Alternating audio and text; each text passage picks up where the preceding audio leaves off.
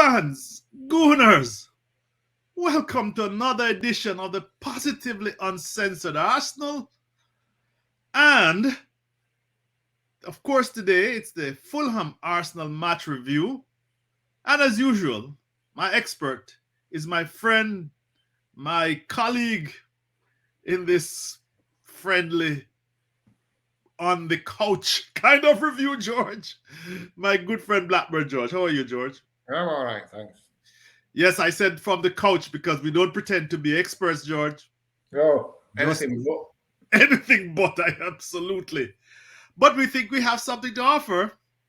And I want to, George, just say that we had 1,000 views last week. I don't know, maybe because we went a little back in history. But I want to thank the viewers. Like I said, I think we have something to say. And, we're not carried away because the last time we got those numbers, next week we were brought right back down to earth. But folks, it really encourages us, and I'm thankful. But I would like to see more subscribers and more comments at the end of the podcast. Correct, George? Yeah. Okay. Like and subscribe. Say that again. Like and subscribe. Yeah, well, the comments too. And guys, listeners, viewers, that was a stroll down the Thames yesterday against Fulham. I'm just showing off. I have been to the Thames, but not down the Thames. George, it was at the end a relatively easy victory compared to the dramatics when we went down south to Bournemouth. What is your view on this match? Is it that Fulham were pathetic, or was it because we were very good and overwhelmed them? Well, it's always a bit of both, isn't it? Fulham weren't very good at all, but they were probably not very good because we didn't allow them to be very good. I thought we were exceptional in the first half. Mm-hmm. It really was a counter. I mean, that's as easy a win. I mean, we went 4-0 up. It could have been 6, could have been 7, just in the first half. Yes. And then we sort of lifted our foot off the accelerator and coasted through the second half. Understandable. I mean, why not? We've got a heavy fixture list and we don't want anybody injured or worn out. Give us a chance to introduce some more people to some playing time. And it was all good. What wasn't very good was Saka and Martin Odegaard were sort of absent without leave. I didn't think Martin Odegaard had a good game, and Saka was one of his worst games for a long time. If they had been anything like the normal selves, we could have been in double figures. I mean, it was ridiculous. Yes. There were times when we used to go to Fulham and batter them, or especially when they come home. But, beyond that, I thought at the very beginning that they were look like they would have been a threat. They were pressing us. Yeah. They pressured Saliba. They pressured Gabriel, especially. The guy Pereira was up in his face. And I thought, well, this, and the commentators on my feed were like, from even before the match, Arsenal has a lot of work to do. They aren't, blah, blah, blah, blah, blah. But then as the game went on, George, and that half went on, we began to put the pressure on them. And when Shotta made that run down to the byline and cut back, and Martinelli scored, we began to see something there, and it turned out that we were absolutely dominant in the midfield, don't you think? Yeah, I think what happened was we were full of energy. They were going to press us. They were going to press us high up the pitch. They did that. Yes. But a couple of times we played out from the back and cut them to shreds. Right. And like anything else, your confidence goes. I mean, yes. It was almost like they looked at themselves and thought, are they letting us do this? Is this part of the plan? They're going to do this to us regularly. Yes. Because we were doing it to them regularly. There was one point where, I can't remember, I think it was Saliba. He was in the basically in the right back position. Right. And he fired the ball across the pitch, 50, 60 yards to Xhaka. Yes. in all sorts of space, and I think they just, I mean, what a ball that was! But it was the confidence to play it, and they just look like the danger in a situation like this that we find ourselves in, 5 points ahead of City, is that you tighten up and play within yourselves, you know, and don't express yourself the way that we've seen it before. We've seen it with Arsenal teams in the past, but the free flowing goals because they're weighed down by the pressure of expectation. These guys don't seem to be weighed down by anything. I mean, yes, because heads could have dropped after that. The first goal was ruled off by VAR George. Yeah, heads could have dropped when City beat us. Heads could have dropped when we lost to Everton. Heads could have dropped when we got the draw against, I can't even remember who it was, Southampton, was it? Or was it Brentford? Brentford, yeah. That's right. Brentford, yes. Yeah. Heads could have dropped then. Heads haven't dropped. Heads haven't dropped when we were bloody behind the other week, 2-1 down. Yeah, Bournemouth. Yeah. Yes. Right? Heads aren't dropping. Yes. And somebody's getting something right. Well, they're all getting it right. The spirit. Well, it's so exciting. Yes. And so good that, I mean, the midfield of Partey and Xhaka, I tweeted that they bossed it to the extent that the bossing was off the scale. The Partey and Xhaka were absolutely imperious. They were phenomenal. Partey had a stormer. Xhaka was back to the top of his game that people have been complaining it was a bit. You give him 1 week's rest, and he comes back looking like this. You know. Yes. Well, George, I'd like to talk about that a bit, but let's just take a quick look at the match stats, the overall match stats. I like to do that. How do we do this again? Why is it not showing? It's oh, come on, guys. Let's just see what this is saying, George. Okay, I'm not having that, but yes, we had like 50-odd%. Let's get this. Let's get this, guys. Why is this not showing? I don't know, but this is why we get so many viewers, Shotta. Do all of this and it. Okay, wow. I'm not getting it, George. Anyway, yeah, George. The stats were they were look relatively close, but we created far more chances. And I guess what I'll have to do is go straight back to my source. We created far more chances, created more shots, and Fulham finally got. When Fulham got a shot off, George, in the second half. Give me a response to that while I try to figure out what is going on here. The second half, look, the stats might look equal, but they weren't. I mean, the first half was as dominant as you could possibly be. And like I said, we could have scored 5 or 6. The second half, I got it. I finally got it, George. Yes. Yeah, I can see that. Yes. Yeah, we 55% possession against 44. But what I was more concerned about, we were getting shots off. You remember when we used to complain about not really getting shots off? And the chances, I have some additional stats to show you, but we're creating chances far more than we used to. You want to say something about that? No, I agree with you.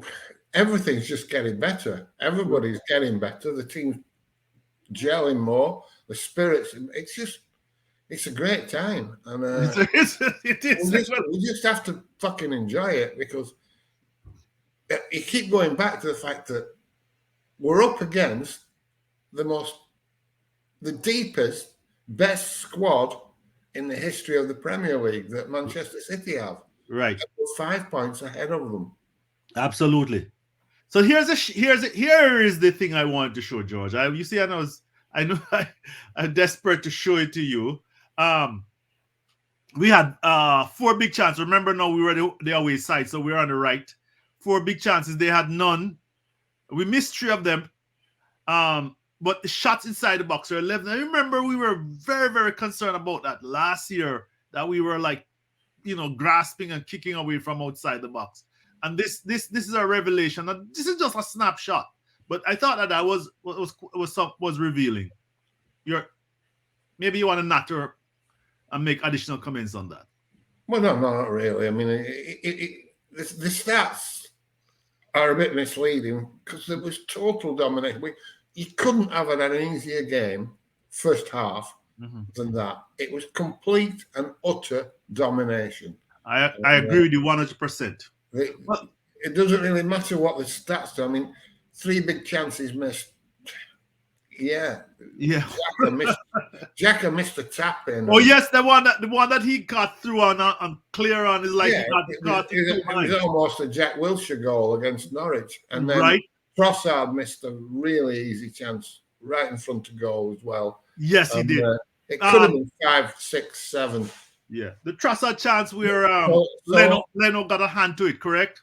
Yeah, no, he put it wide. Yes. It was just good football. They didn't have an answer. They didn't even. I don't think they even knew what the question was. They were asking them. And this is a team that's done really well. Yes, George, that's the additional point. These aren't idiots. They were a little bit below full strength. Yes. Granted, but everybody was worried about Mitrovic. And he never got a kick. Yeah, I mean, George, I thought that he should have been subbed at the first half. I know I was like, you're playing with this central striker, big striker up front. But every time he got the ball, George, he went backwards. I mean, almost. I know. Yes. You're distracted? No, I am distracted, but carry on. Yes, yes. I mean, every time Mitrovic got the ball, well, I think it was defending. He didn't have a sniff. He was looking to midfield or to the winger that was behind him. And I was like, this guy is not, well, it's not his fault. We know that's not the way he wants to play.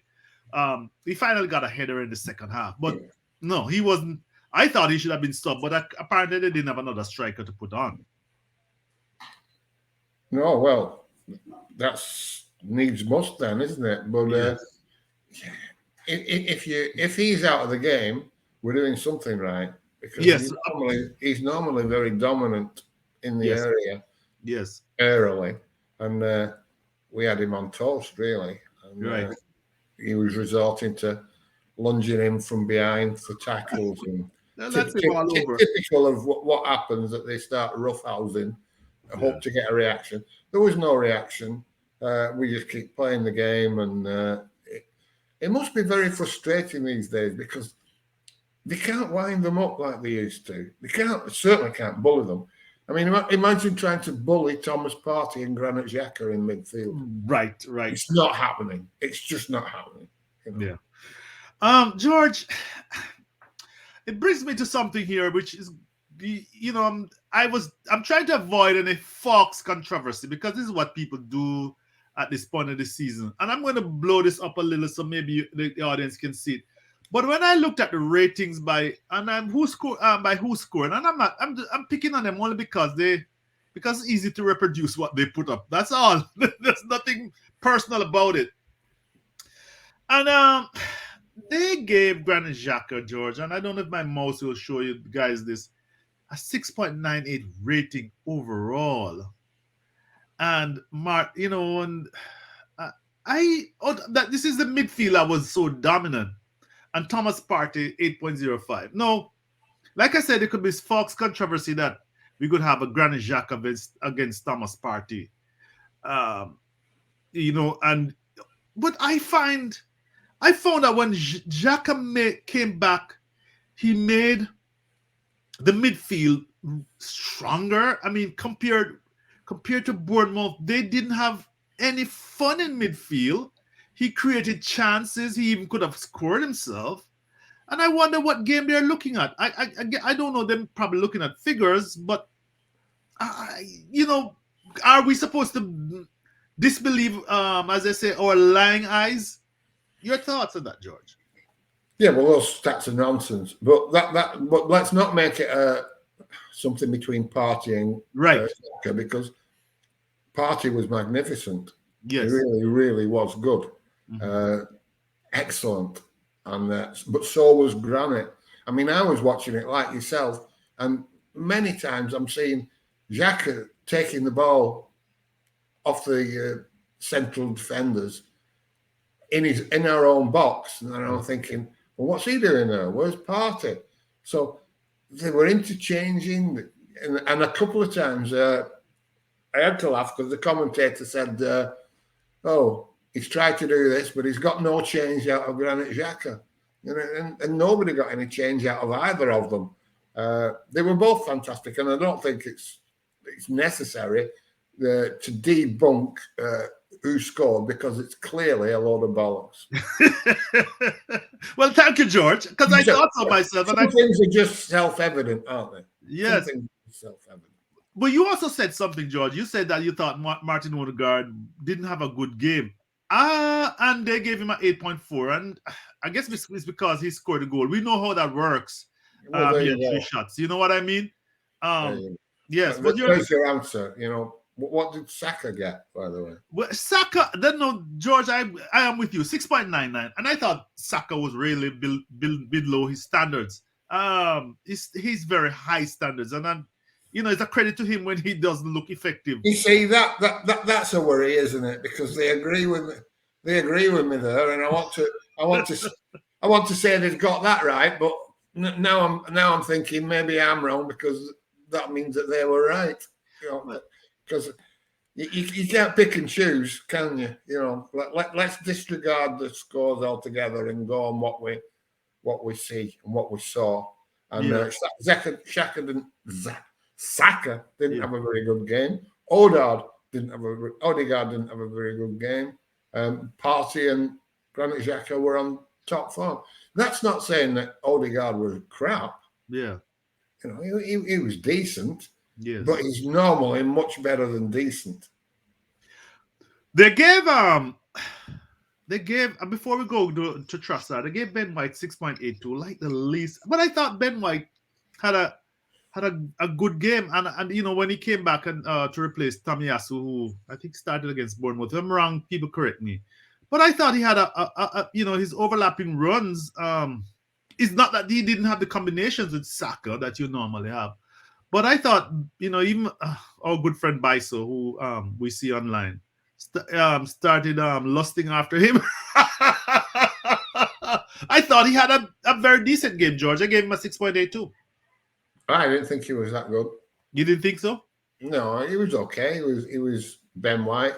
I mean, overlapping runs, but they've done it at such pace that I think I could run past him.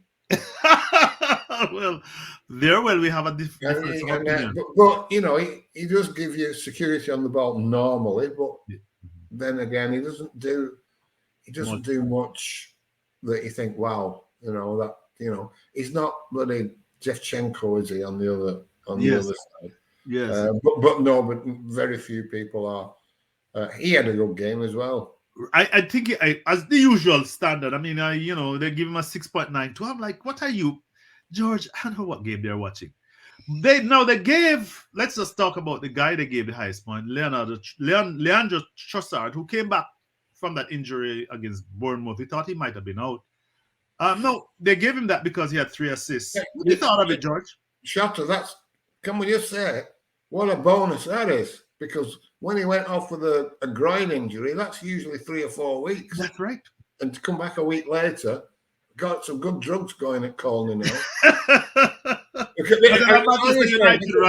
Because that's what we would say if it happened to another team. Yes, we used to say that about Chelsea and United players. Yeah, oh, you come back, they're taking drugs. And we're doing it. And but thank goodness, because what an acquisition he's been. I was a bit sad that Jorginho didn't get a run out towards the end, but you know, you can only bring 5 on, and I think he did bring all 5 on. Yes, he did. He did. And again, that's progression from what it was earlier on in the season, where sort of nobody were coming on till they simply had to at 70 odd minutes. And I thought Arteta's man. And Vieira is a different player now to he was 6 months ago. Yes, well, Yeah, he plays some lovely, cute little balls, and some great control. And you don't have a fear when he comes on now. George, I'm going to confess to people, I was watching that, but then by then, I wasn't as sharp as I was, and I'm not sure I can, I'm going to take your word for it. But I know he came on, and I know he didn't let the team down. But that's a problem when you get to be so dominant because in the first half of a game, because what happens is that by the second half, that they don't stand a chance. They didn't have they had a couple of chances. Ramsdale had to make at least one save, and regulation. That was pretty much it. Yeah, they weren't in the game. They weren't in the contest. It was over. Yes. And I think even if they'd scored, we could have stepped it up again. Oh yes. It's like you look at the second half and think, oh, it was an level game. It was a level game because we were 3-0 up and we didn't have to do anything.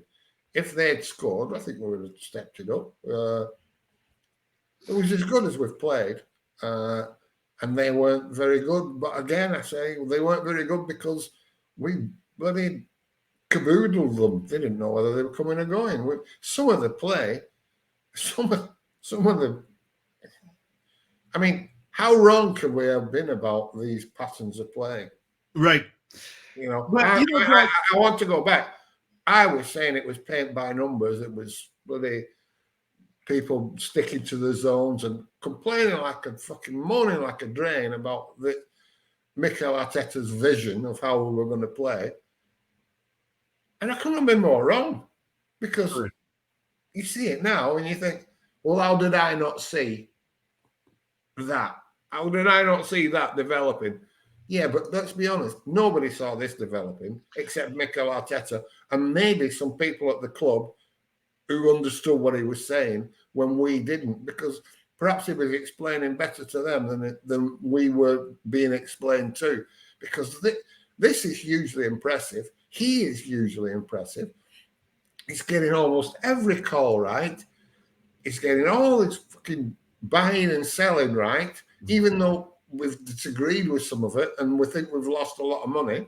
He's shipped them out the club and we're better for it. And even Ozil, now I think to myself, there's Martin Odegaard were playing some balls and I thought, oh, Ozil would have done, if that had been Ozil. And then I was thinking to myself, but Ozil wouldn't be in that position because he would have been drifted out into space somewhere. He wouldn't have fitted in the team. And yeah, it's hard, bitter pill to swallow being so wrong. Not a little bit wrong. Well, so wrong.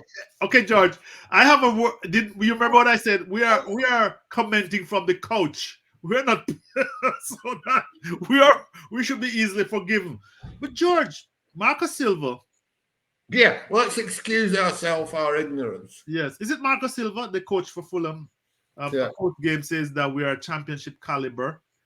I'd like to remind the audience, last year around this time, we were on a patch of a wave of success. The only team in that wave we beat Crystal Palace, I think Bournemouth, and we only lost 2-0 to Liverpool. You remember we were very impressed, even though we lost to Liverpool and so on. And we finally came up to the position. I think we were third and or close to third, and angling for top four until we blew it. Yeah, George, what is different about everything? Everything's different. Yes. The understanding, the caliber of the players, the development of the younger players, the trust that's clearly been generated between Mikel Arteta and all the players, all of them, every one of them. There's not a one of them not on board with what he's doing, what he's saying, and what he's trying. It's just completely different. The fans now see it. Like I say, I'll go back again. I didn't see it. I didn't see this coming. And I couldn't have been more wrong, because this isn't a one-off. And let's not get carried away, you know, in as much as like we're not all of a sudden become the best team in the world, but we're one of the best two teams in the Premier League. No matter what happens, we're one of the best two teams in the Premier League. That's a million miles away from what we were, because we were struggling to get in the top half for a couple of years. Yes. This is incredible what's going on.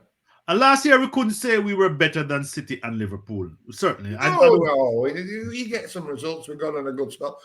But look at this year. We've just gone, is it 5 London derbies? Yes, without a loss. Drew it Brentford. Not only without a loss, without conceding a goal. I didn't even without away games. Yes. It's never been done in the history of the Premier League. Well, George, we have Crystal Palace coming up next. Yeah, but that's at home. I'm talking about away. We've gone away from home 5 times in London derbies and not conceded a goal. That's remarkable. I mean, what a turnaround from the point where we couldn't go anywhere on the road and get a fucking point. Yes, or get a goal for that. Or get a goal, yeah. Yes. Well, George, is that the ingredient? You're certainly saying that's the ingredient for success. I'm thinking that we have 11, 13 players that can carry us over the finish line. Do you share that view? Do you think? I'm saying we've got more. There's a chink in the armor. I'm saying it's more than that. I have confidence in Tierney when he comes on. You know, he has his limitations. I think we adapt a little bit. We go back more to a normal back four recently when he comes on. He does. I don't think he's trying to do the Shevchenko role. He can't. He's sticking to what his role is. Tomasako, I have confidence in him. When he comes on, he can shore the defence up. You've got Jorginho. He can come in. He can play. You've got Vieira. I'm confident with him coming in now, playing. I mean, I was thinking when Martin Odegaard wasn't playing very well, he could have come off and put Vieira on for me. So he's another one. Reece Nelson looks the part. He can come on. Did you see that drop on the shoulder by? Did you see the drop on the shoulder by Reece towards the end of the game and took a player down on the byline? That was quite impressive. Eddie's done well when he's back to fit. He can come on. So with much more than 11 or 13 players. Yes. And of course, Gabriel Jesus coming back. He had a decent chance there, George. I mean that. And a decent chance made by Vieira. What a clever piece of play that was. Yes. I mean, that was an Ozil-esque. Saw him out the side of his eye and just chipped it to him. Perfect weight. And poor old Jesus has been out for a few months, so he maybe wasn't as sharp, but and he's not the greatest of finishers anyway, so it's not necessarily that he was going to score even at his best. But but the difference between him and Nketiah, George, remember he was in a build-up play. He was in the build-up play, and then he put on his but Eddie can do that. But I think Eddie's build-up play is underrated. You'd think. I don't see him as a weakness in the build-up play or hold-up play. He's slightly different from Jesus. Obviously, he's more of a box player than Jesus, but he's got strengths as well. And it's not that he can't get involved in the build-up play. He's not Aubameyang, you know. Yes. You don't give him the ball. You don't give him the ball and think like with Aubameyang. He got the ball. He either scored or give it away. That was that was the two options, wasn't it? Yes. And Eddie's not like that. He can get involved in the play. He can create. He can assist. I think the strength there, because Trossard now can play in that position, as shown. You know, he basically played centre forward, and Yep. false nine, whatever you want to call it. Definitely have the 3 positions on the front line and drop But he had deep. 3 assists. Yes. Nobody's done that since Statistical, 10 years ago or something. It's all looking good. Of course, it can all go wrong, and if it does all go wrong, there'll be some finger pointing, no doubt. But if we've enjoyed it until it goes wrong, we've done okay, haven't we? I mean, what are we now? 13th of February. Yes. 10 games. No, March, George. March, 13th of March. Yes. 10 games to go, and we've enjoyed it all the way till now. And I'm not going to stop enjoying it because these things don't come around that often. But there are people who are saying that, yeah, we might be even better next year. And I was always doubtful in my mind, thinking, hang on. I think we're having a blinder, but Chelsea will be better, Liverpool will come back, United will be stronger. And now, quite honestly, I don't give a fuck what they do. Right. I don't give a fuck what they do because we're playing better than, maybe not than Liverpool, but we're playing better than they've played for years. And we've not stopped. We've not stopped. We are going to be better next year because there will be further development from the younger players. Nobody's reached an age where you think, oh, they're on the decline now. Perhaps Jorginho, but we've only got him for another year anyway. So he's not going to fall off in the next year. So we could be considerably better with a bit more strengthening next year than this year. And I didn't believe that possible a few months ago. I thought we were riding the crest of a wave and this was as good as it got. This was our big opportunity. And I laughed at people that were saying, yeah, this isn't the end, this is the beginning. And I thought, you're kidding yourself if you think we're on an upward curve further than this. This is the peak. This is the zenith. Yes. Now again, I can't think how wrong could I have been because it doesn't look anything like the zenith because you see them every week, more and more patterns of play, bamboozling the opposition, more confidence. And I think it can continue. I think we can become a better team than we are now. And that's a good team. George, I've never seen you more optimistic. But this is why I asked a question. I've not been this optimistic for 10 years. Well, on that note, George, people, what are your opinions? Are you as optimistic as George? Tell us. Give us your comments. Like and subscribe. George, thank you. I think that we have nattered on for quite a bit. All the best to you, my friend. See you later, then. Bye, George. Bye. Bye, folks. Until we meet again.